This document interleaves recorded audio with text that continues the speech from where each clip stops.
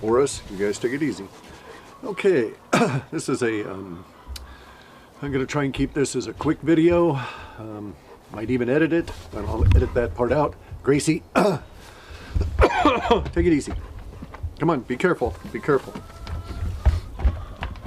There you go. Okay. Welcome to Washington in the winter. It's cold, I won't be out here very long. It's wet, I won't be out here very long. It's briefly a little bit of a sunbreak and a little bit of blue sky, except for where we've got chemtrails all over. Any event though, the purpose of this video is to call attention to the censorship that's going on from Google. Google has run through and has been tightening down some algorithms on the alternative media. This is specifically including those media that are involved with gold and silver, Bitcoin, and alternative media investigating the elites at any level, alternative media reporting on conspiracy theories, and alternative media dealing with woo-woo subjects, oddly enough. And so woo-woo would be, you know, maybe zombies in Haiti, that kind of thing. I ran a quick little series of tests, not definitive by any means. These tests did a bit of regression analysis on the viewers being reported by YouTube on a number of sites and cross-compared them to more specific sites of the same kind that are not within that frame. So in other words, the sites for RT, for our buddy JSNP4, for Bix Weir at Road to Ruta, the SGT Report, Finance and Liberty, Silver Doctors, Wall Street for Main Street, Crush the Street, and any number of other ones from that that I just would be too numerous to get into. But those were the ones that I checked, doing a quick run on the statistics that YouTube is reporting. And those statistics have the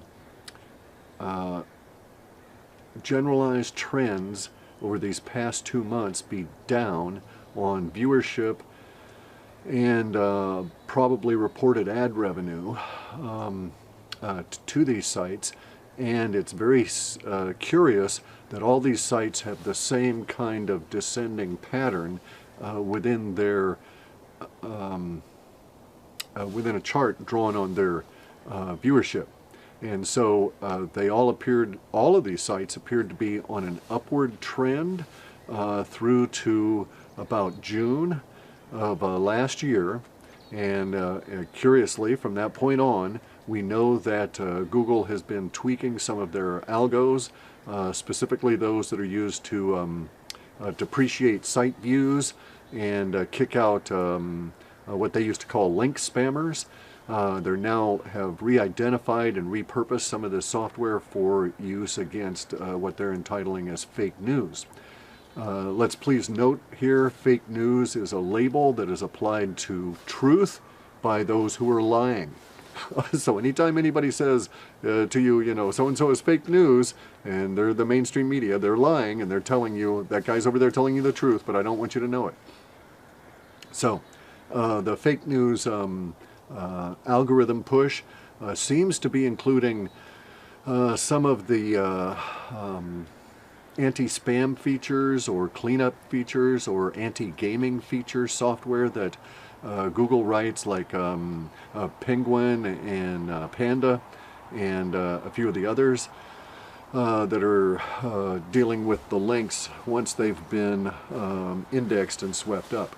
So, insofar as it goes, it's just a report I think people will notice over this last month and this current month in terms of their AdSense payouts, that their revenues have taken a 26.5% and greater fall, just based on the downward trend of the regression analysis on the viewership that's publicly available. I've also had this happen to our site, my Clif High site. I've noticed the corresponding results on the analytics on the Half Past Human site as well. So this is sort of a heads up to the people that are running all of these sites. If you're involved in anything that touches gold, silver, Bitcoin, economic conspiracy, if you're using bad language about banks, if you're using bad language about the Hillary Clinton machine, if you're using pejorative words about Pizzagate or pedophilia, if you're mentioning these subjects, you will be categorized as fake news by their algorithms. And they're very subtle about it. These people are not going to slap you up and cut you off at the knees.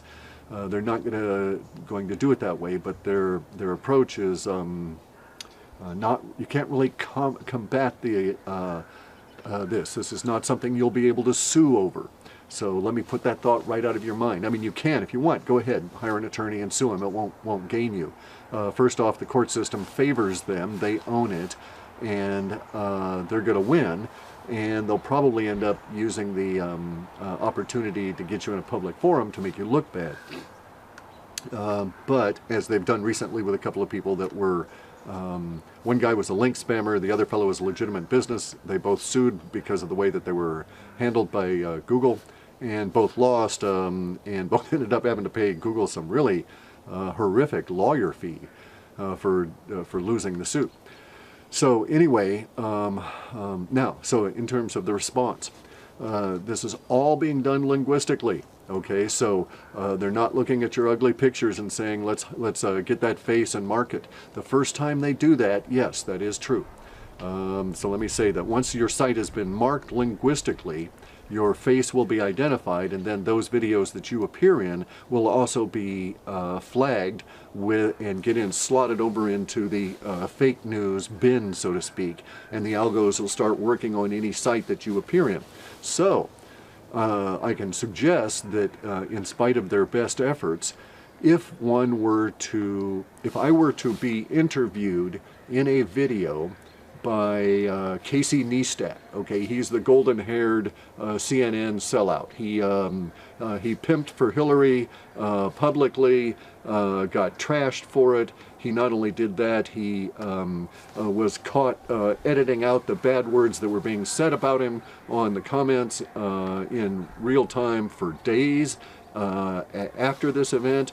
And then he tried to alibi it and cover it up with a bunch of other videos, and then ultimately he sold out to CNN around the time of the election and has been basically a CNN sellout ever since. Now, he still has a lot of subscribers on YouTube. He's good at making videos. His politics and everything aside, his presentation is good. So let's say that he had 5 million subscribers, which is probably fairly close or even under his real subscriber load.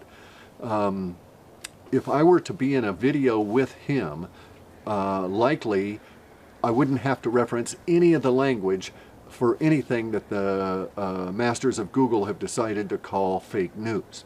Okay, I probably don't have to use any of those words. They probably have my profile identified as soon as it's analyzed by YouTube in putting it into the racks and stacks at the YouTube selection. It would probably be shifted over, and I bet you that video, even though it was with Casey Neistat, and he has 5 million viewers and almost every one, or 5 million subscribers, and almost every one of his videos gets, you know, 1 million views in the first 6.5 hours or whatever it is, whatever the metrics are. I bet you that the metrics on that particular one would be way down, because they would not want to encourage this association in any way, shape, or form. And I also am of the opinion that the way that software works, they would be caught out in their own trap. So in other words, if I were to do that with Casey Neistat, I would prove to him that the manipulation is going on, because his stats would then start taking a hit before they could manually correct them. The algos work that fast. Once it started analyzing, saw that I was in that video, it would then slot over and flag his channel, and the algos would start working on his site as well. And so he would start seeing revenues plunge and so on. Now, someone would go and take him out of the list because he's the fair-haired boy. But nonetheless, we would be able to, and this is, I'm postulating, this is speculation, that we could demonstrate that this is going on. So that might even be a tactic. If some of the big profile people whose hits are down, like Peter Schiff, Max Kaiser. If some of these people were to be interviewed with CNN or, you know, the Clinton News Network or MSNBC or some of these guys, you could then plot to see if we could catch the mainstream lying propaganda media in the same algo problems that are being generated by Google for the rest of us. So that's a suggestion, actually. Use it as a guerrilla tactic. You know, if you're tainted and you stink and you're covered with tar and mud and stuff, one thing you can do is go slap the guy in the back that's wearing the tux. You know, hi guy, how you doing? Take a big load of this stinking mud. So it's just something to do. Now, there are other approaches, okay, in a much more serious vein. Collectives can be formed. We could do a Grange style, a YouTube Grange, right, where people with a like mind or basically common enemy decide to take a common stand against that approach and overcome the obstacles being presented. And so there's a lot of different ways to do this. There's tweaks we can make on our own sites. In terms of how we do our descriptions and how we do our meta tags. There's language we can leave out and other language we can bring in that will cause the algos to get quite confused. So one thing you might do is to go and analyze those sites that are not being hassled by the fake news censorship algo, and you would see that their description sets, especially their meta tags, are of a certain nature, and that could be replicated and put into our sites. Now, it would only momentarily work. It would only work for a little while until a human saw what was going on and made a tweak to the algo such that they discounted that. But as soon as they do that, the human falls into our trap, and all of those sites that we stole those meta tag templates from, they also become enmeshed into this. And so it's a tactic that was developed by Che Guevara when he was fighting communist revolutionary war. Basically, he was just a really pissed fellow all the time, and he developed some good tactics. And one of them is, if I'm living in a village and they come and beat up me, if the people around me also get beat up, then usually they don't turn against me, they turn against the people that are beating us up, and we form a larger collective. And that's the thinking here, that as we embroil more and more people in this, as we taint more people with our language, the algos become much broader in their impact, much more confused. The impact is spread out over a larger segment. It ameliorates the sharp division in viewerships, and so we gain back some because everybody's being flattened down, and they'll have to continually adjust their algos to respond. So there's that aspect of it. We can do it that approach. There's other linguistic approaches. Boris, knock it off. Other linguistic approaches that can be done to impact the algos. Bear in mind, this is all being done with language. So if you're tricky about language, you can confuse the software because it's just being written by a bunch of guys who don't really want to do it. Bear in mind that, okay? I've worked IT. Seriously, for 20 years. And inside the organization, there's some poor fellow down there that's got to deal with the language and come up with solutions to implement these wild-ass ideas that come from on high from these people that want to implement political stuff in what is a technological engineering environment. And so to do that, they're going to have to work their asses off to get this word but not that word, get this word with that word but not these 5 other words. Otherwise, we're going to piss off these advertisers. There's something else. There's another tactic. If you can taint any of their big name advertisers, boy, this whole thing starts blowing up right away. By taint, I mean, you know, find a good Coca-Cola video, figure out some way to get yourself involved with it. And Coca-Cola, then, hey, they're not going to want to have anything to do with YouTube, Google. They're going to start yanking advertising revenue, or, you know, pick a beer company or somebody who's doing commercials on YouTube that you have to sit through and look at. Any of those guys, once their language starts becoming tainted, or once we start using it. So there's another tactic, okay? And that is that you will notice that Pizzagate is built, a lot of it is built around language. The language being the hidden code that, you know, hot dog equals male prostitute, and all of this kind of disgusting, this equals that kind of child, this equals that kind of a child, and so on, within the pedophilia there. And so the language was used as codes, and it went by. No one ever saw it or paid attention to it because they weren't clued into it until now. Okay, well, we can do that as well. We can do it in the reverse. So we could start deciding to make use of language already adopted by and in use by and likely to continue to be used by advertisers who pay money to the big G spot and the little y, little YT, right? And so we could use the same language that they used, and we can alter the context. So we could say from now on, for instance, that the Coca-Cola, hey, Coca-Cola, that's a word for censorship.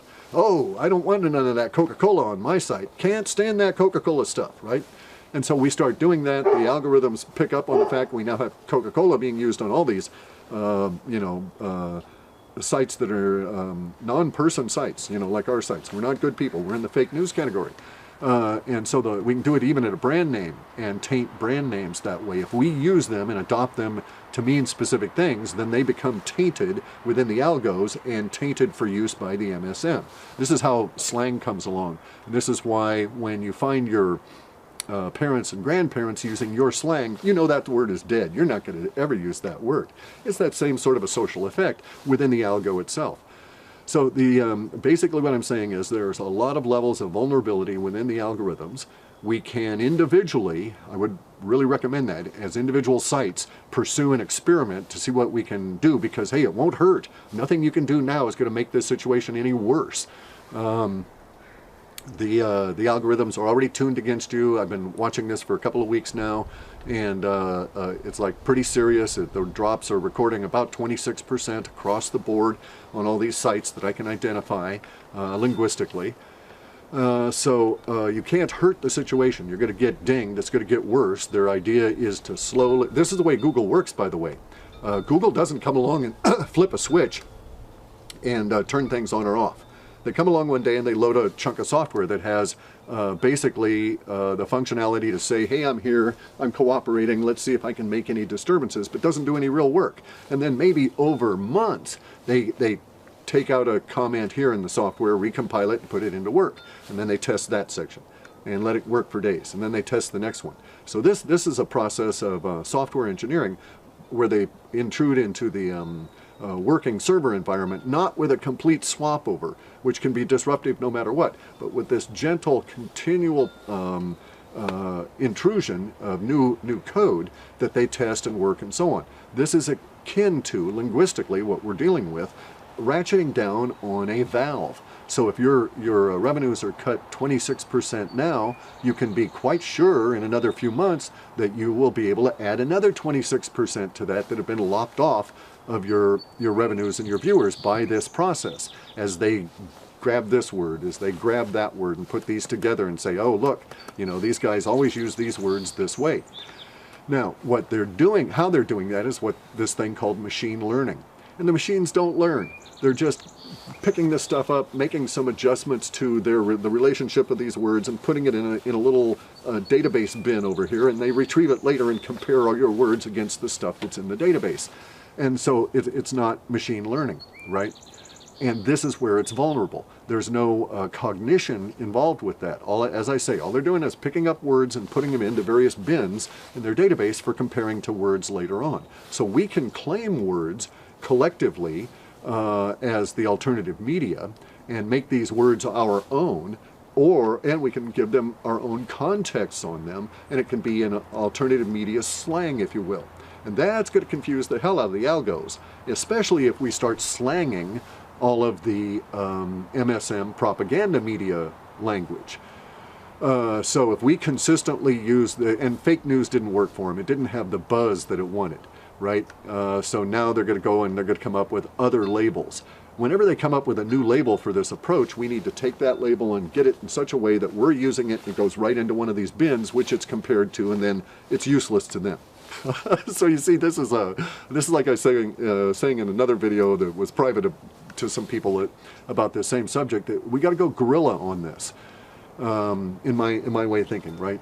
And we can do it individually, we can do it collectively. There's no conspiracy involved. We're simply forming a collective, like the Global Antitrust, the Gold Antitrust Action Committee guys, you know, GATA, where they formed a collective to deal with the fact that somebody was beating them about the head with a stick, driving down the gold price and manipulating it all. Took them a while. I don't think we would be in the same kind of situation because, as I say, my approach is not to sue. I don't think there's any point in that. I think they're quite perfectly within their rights to be buttheads and to be fuckers and to be trying this. But it doesn't mean I have to sit here and take it, especially since it's rather intriguing. It's in my bailiwick here, which is linguistics, and I've been doing programming, and I can think of a few ways to basically come along and make their algos my bitch. So, and I'm going to tell that bitch, you sit down. I don't want you barking anymore.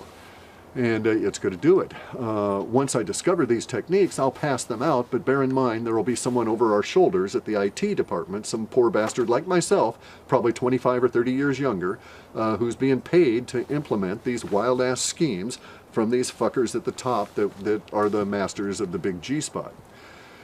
And there you go, guys. So now the big G-spot is a pejorative term.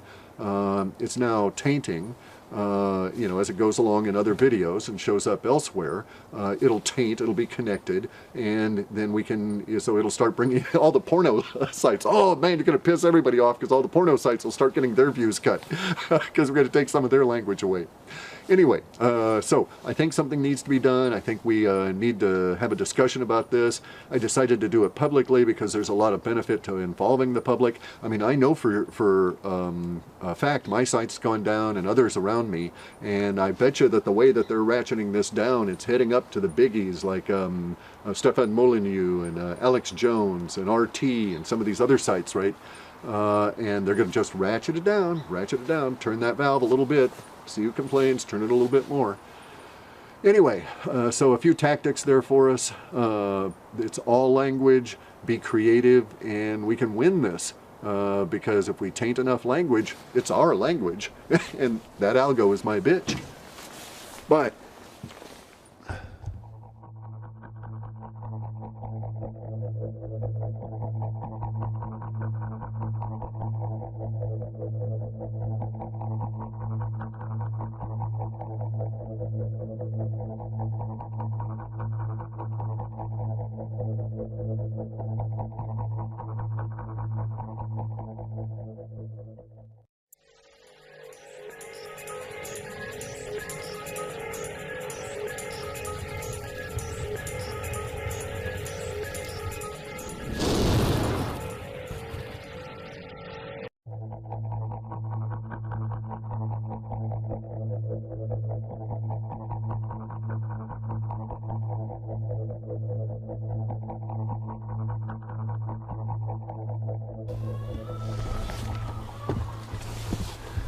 Boris, you guys take it easy. Okay, this is a, I'm going to try and keep this as a quick video. Might even edit it, but I'll edit that part out. Gracie, take it easy. Come on, be careful, be careful. There you go. Okay. Welcome to Washington in the winter. It's cold, I won't be out here very long. It's wet, I won't be out here very long. It's briefly a little bit of a sunbreak and a little bit of blue sky, except for where we've got chemtrails all over.